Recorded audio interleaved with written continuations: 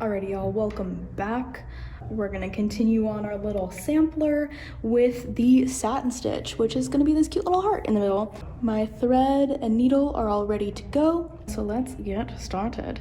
So to start off, I'm going to create our little, starting stitches we normally do, coming from the back to the front and then going from the front to the back. If you want a more in-depth explanation of this, check out my tips and tricks video for starting out an embroidery hoop. You're gonna pull that through, and then we are going to put our needle through the little loop that we have to create a nice 2-strand embroidery floss ready to go. So that is just a little stitch there. She's gonna be covered up with this stitch. So a satin stitch, you can kind of do a couple of different things. Some people like to outline it with a back stitch. I don't typically, it's not my game. It's not something that I have found valuable enough to use the thread for, so I usually just kind of go for it. The second thing is, a satin stitch can go in a couple of different directions. It can kind of go whatever direction you want, depending on what effect you would like.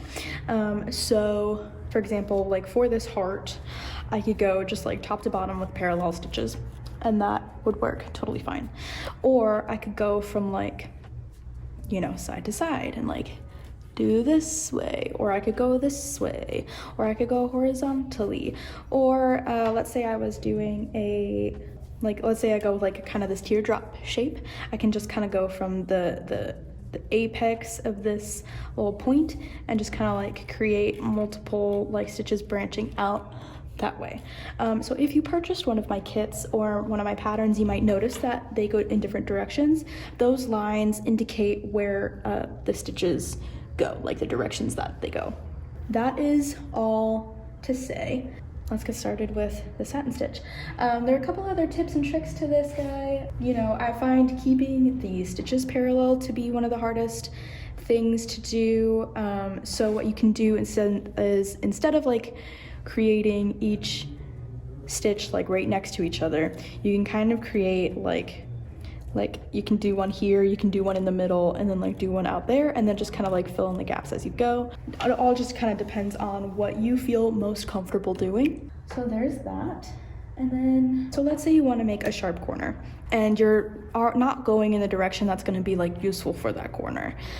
So let's say if I took this kind of shape, which we're going to use for the raised fishbone later, let's say I was going this direction with my stitches, but it gets kind of hard getting to this point, right? It just doesn't fit because I'm going this way. Something I like to do is kind of like, if I start from left to right, if I'm going from left to right, I would kind of like stop here-ish and then create one stitch going perpendicular like through the point.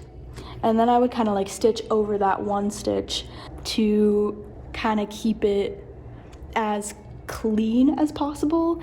It kind of fills out any of like the gaps you might have with like creating such small stitches up here. We'll try that with the heart and see how we'll go. Normally with a shape like this, I'd go from top to bottom, but to make this as clear as possible with like creating sharp corners, I will go horizontally. So we're going to take our newly started stitch. I'm gonna start from this little corner here and just kind of pull that through,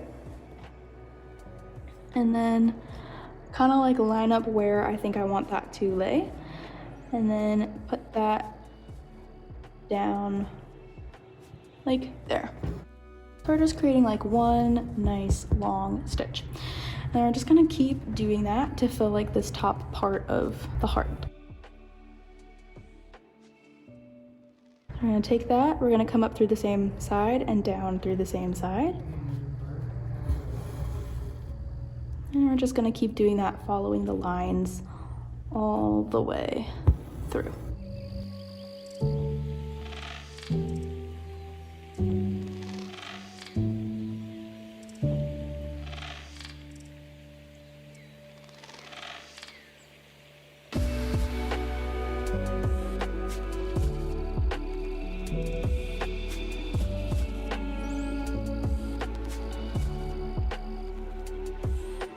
So now I've got this top little part of the heart done, I'm gonna go to this side of the heart and do the same thing.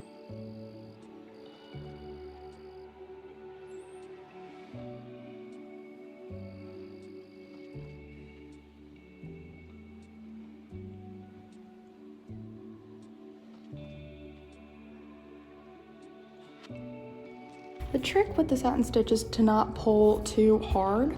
Like pull it tight, but don't over pull the thread because we don't want to create like little holes. Like you can kind of see the light escape that hole there. We want to keep that like from ripping holes in our fabric. Usually if that does happen, that happens to me all the time. If that does happen, your backing piece of fabric, if you choose to use it, will cover it up and it won't be as noticeable. But just for the longevity of the fabric, you don't want to overstretch it.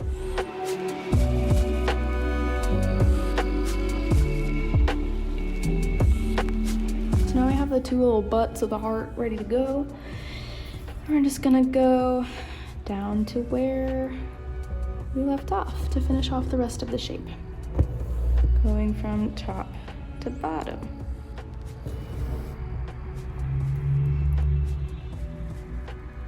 Coming up through the same side from the back to the front, and then going back down through the opposite side from front to back.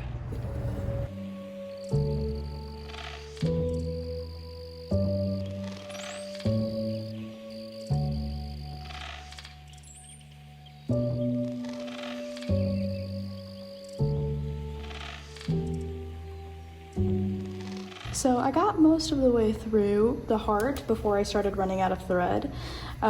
This is kind of all that's left of my little strand. So what I'm gonna do is I'm going to take my little scissors, my little snips, and cut like at the base of the needle, like where the eye is. And just cut it through. Take off that little excess, save that off to the side. And usually for like little ends like that, I have a little like thread scrap jar.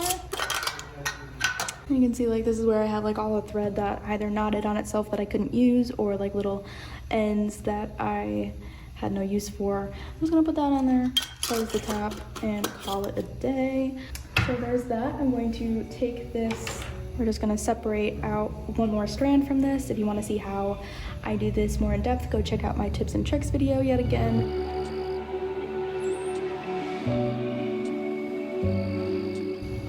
Now we're all set to go. So instead of starting off like I normally do, you can kind of do this with any stitch, but it's really easy to do this with the satin stitch. Instead of making like one more like stitch through the back of the fabric and then back down through the front to the back, you can do that. I don't feel like flipping the hoop over one more time. So I'm gonna take my needle, I'm gonna put it through a couple of these strands. I'm just gonna like put them under those little stitches.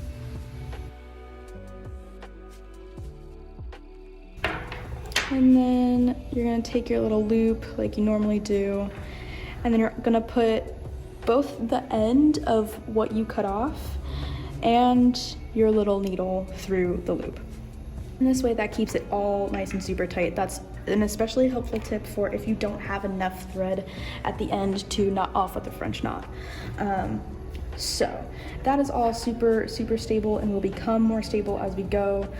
This little end might get in your way, so you can trim it down a little bit more, not too much, because you don't want it like slipping through. But you also don't want it to like come back and haunt you. So now we're set to go. We have more thread, and we're just gonna keep on keeping on.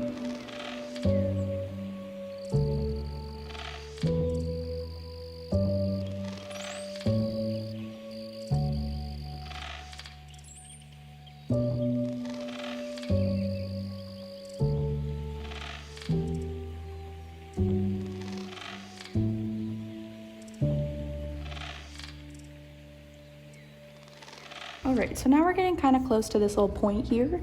You can decide if you want to like just kind of keep on stitching as you were. But what I like to do usually is I like to make one extra stitch. So kind of like coming up through the middle there. and then going down through the point, kind of where you want it to end. Pulling that through, so now you have this random little perpendicular stitch to the rest of your stitches. And then you're just gonna keep on going as you would. This is just a nice little like filler in case, you know, the stitches you're making are, you know, they're gonna be really small for these points. And so keeping them as clean as possible, I find it super helpful.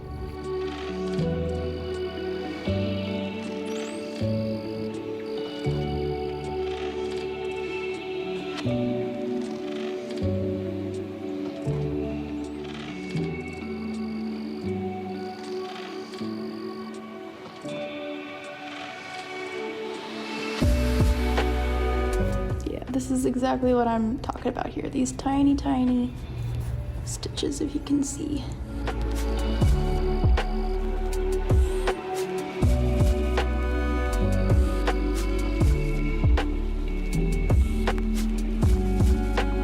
And now our little heart is done. She's all set and ready to go. She looks like a little balloon. So I'm gonna go to the back side. And I'm going to put my needle through these last couple of stitches, as we normally do. Put my needle through the loop and create a little French knot. So we're gonna put it through and wrap like 2 to 3 times. And we're just gonna like pull tight. And then we're gonna make one more French knot because we didn't use a ton of this second strand. Like so. And we're just gonna cut it apart. And there you have it. That is how you do a satin stitch. One final note about a satin stitch is it's really good for detail work. So take for example, like if you have one shape inside the other, or if you have kind of like 2 overlapping shapes, start with the shape on the inside first. So let's say like this was the inside shape and I have like a circle around it. So this is all done. Now I'm not going from like, you know, I can go from the outside to back through, so then coming back up I'm not like ripping out where any of these stitches are, and it looks way cleaner. So that is all I have for you today on the satin stitch.